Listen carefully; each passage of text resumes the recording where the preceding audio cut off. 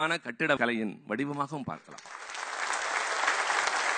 மலைகளே இல்லாத ஒரு பகுதி, கற்களே கிடைக்காத ஒரு ஊர், 50 மைல்களுக்கு அப்பால் இருந்து 12,000 டன் கிரானைட் கற்களை கொண்டு வந்த அறிஞர் பெருந்தகை ராஜராஜ சோழன் 2000 டன் கணக்குள்ள அந்த கலசத்தை எப்படி மேலே கொண்டு போனான்? கிரேன் கிடையாது, எதுவுமே கிடையாது. சாளரத்தின் வழியாக சாய்வாக யானையை வைத்து ஏதேதோ சொல்கிறார்கள். எப்போது? இன்றிலிருந்து 1100 ஆண்டுகளுக்கு முன்னால் இப்படி ஒரு அறிஞர் நம்மிடையே வாழ்ந்தான். அங்கே சுடு கல் கிடையாது, சிமெண்ட் கிடையாது, எந்த விதமான கலவையும் கிடையாது. ஆனால் கற்களை மட்டுமே கட்டப்பட்ட அந்த கோயில் 1000 ஆண்டுகளை கடந்தும் வலிமையோடு நிற்கின்றது. இன்னும் ஒரு செய்தி சொல்லவா?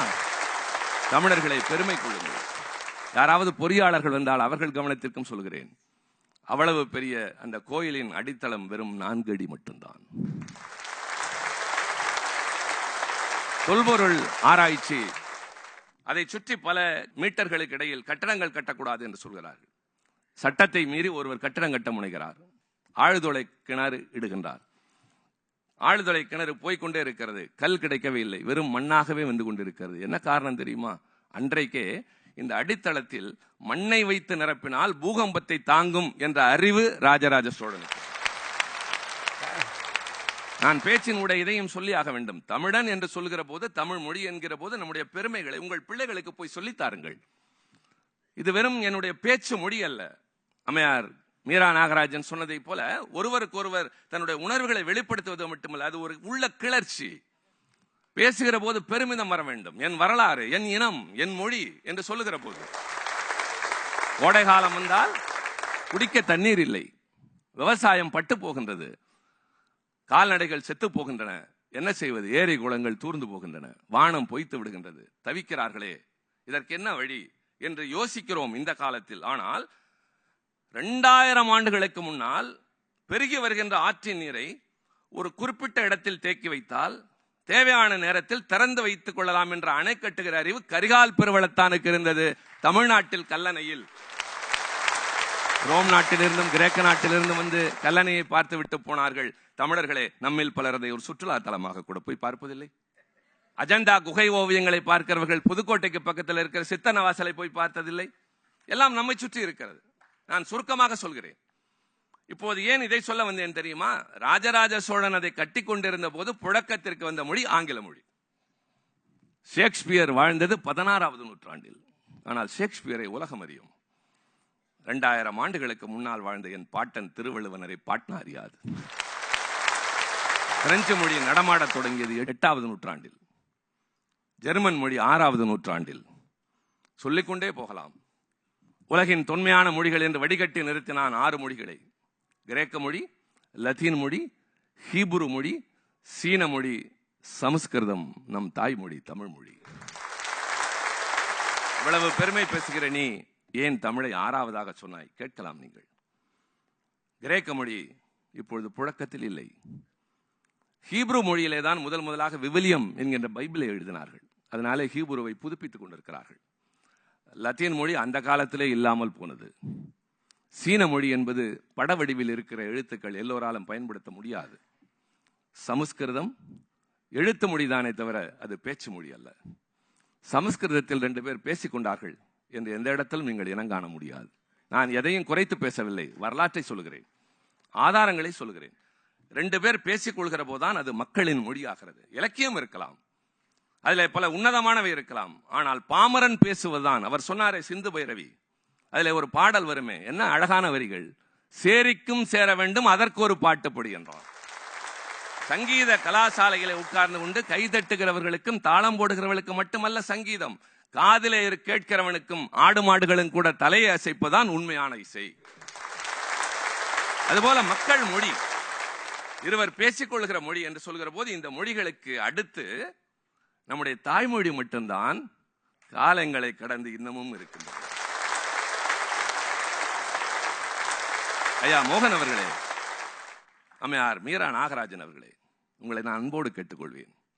இனி உங்கள் நிகழ்ச்சிகளில் என் எதிர்பார்ப்பு, நான் மொழி வெறியன் அல்ல, மொழி பற்றுள்ளவன். இறை வணக்கத்தை தொடர்ந்து தமிழ்த்தாய் வாழ்த்தும் உங்கள் நிகழ்ச்சிகளில் ஒலிக்க வேண்டும். ஏற்பீர்கள். என் நம்பிக்கை, அது எதிர்பார்ப்பல்ல, நம்பிக்கை. நல்லதை செய்கிறவர்கள் நீங்கள். அந்த தமிழ்த்தாய் வாழ்த்தில் மனோன்மணியம் சுந்தரனார் பிள்ளை ஒரு வரி எழுதுவார்.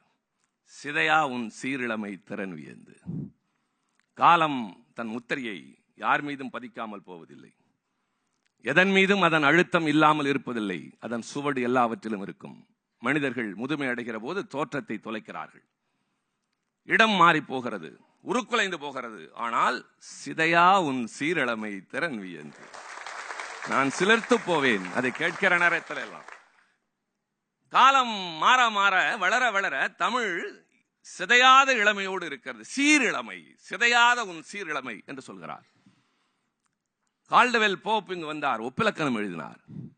ஜோசப் பெஸ்கி என்பவர் இத்தாலியில் இருந்து வந்தார். வீரமா முனிவர் என்பது அவர் பெயர். அவர்தான் பரமார்த்த குரு சீடர்கள் எல்லாம் எழுதியவர். தமிழில் எழுத்தில் அவர் சீர்திருத்தம் செய்தார். தமிழ் ஏற்றுக்கொண்டது. வேறு எந்த மொழியிலும் எவனும் கை வைக்க முடியாது. தமிழில் உயிரெழுத்துக்கள் 12 இருக்கிறது அல்லவா? ஏ என்கின்ற குரில் எலி, ஏ என்னா என்கின்ற நெடில், அது ஏ என்னா. ஒட்டகம் அது குரில், ஓவண்ணா ஓடம் அது நெடில். ஆனால் அந்த காலத்து தமிழ் எழுத்துக்களில் ஏ என்கின்ற குரில் இருந்தது, ஏ என்னா என்கிற நெடில் இல்லை. இந்த ஏனா என்ற குரிலுக்கு மேல் புள்ளி வைத்தால் அது நெடில், ஓனாவுக்கு மேல் புள்ளி வைத்தால் அது நெடில். அது ஓலைச்சுவடிகள் இருந்த காரணத்தினால் புள்ளி தெரியாத போது எழுத்து குழப்பம், சொற்குழப்பம் வந்தது. வீரமா முனிவர் வந்தார். இந்த ஏனா என்கின்ற குரிலில் ஒரு கோடு எழுப்போம், அது நெடிலாகட்டும். ஓனா என்கின்ற குரிலில் ஒரு சுழி சேர்ப்போம், அது ஓவன் ஆகட்டும் என்றார். தமிழன் ஏற்றுக்கொண்டான். தமிழ் ஏற்றுக்கொண்டது. ஐயா இந்திரா சவுந்தரராஜன் சொன்னாரே, மாற்றங்களில் எதெல்லாம் உண்டு என்று சொல்லி, மாற்றங்களை ஏற்றுக்கொள்கிற மொழி தமிழ். அதனால் தான் சிதையா உன் சீரிழமை. நான் சொன்னேன், ஆங்கிலம் 10வது நூற்றாண்டு, பிரெஞ்சு 8, ஜெர்மன் 6. தமிழ் எப்போது தோன்றியது? அறிஞர் பெருமக்களை சொல்லுங்கள், ஆய்வாளர்களை சொல்லுங்கள். நான் சொன்ன திருவள்ளுவர் வாழ்ந்தது 2000 ஆண்டுகளுக்கு முன்னால். 2000 புத்தகங்கள் எழுதவில்லை. வெறும் 2660 வரிகளை எழுதி 2000 ஆண்டு ஒரே அறிஞன் உலகத்தில் திருவள்ளுவர். அவருக்கு முன்னால் தமிழ் மொழிக்கு இலக்கணம் எழுதிய தொல்காப்பியன் வாழ்ந்தது 2500 ஆண்டுகளுக்கு முன்னால். அவன் வாழ்ந்த காலத்தில் தான் கிரேக்க நாட்டில் சாக்ரட்டிஸ் நடமாடி கொண்டிருந்தான், சிந்தனையாளன். தொல்காப்பியர் இலக்கணம் எழுதி கொண்டிருந்த காலத்தில் தான் கன்ஃபூசியஸ் என்ற தத்துவவாதி சீனாவில் நடமாடி கொண்டிருந்தார். இங்கே மொழிக்கு இலக்கணம் எழுதி கொண்டிருந்த அந்த நேரத்தில் தான் வடக்கே புத்தர் என்ற ஒரு அருமையான மனிதன், மாமனிதனாக நடமாடத் தொடங்கினார். பாருங்கள், ஒரே காலகட்டத்தில் எவ்வளவு அறிஞர்கள்.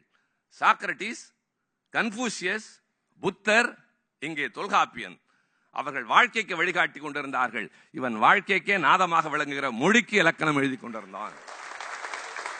சரி, எப்போது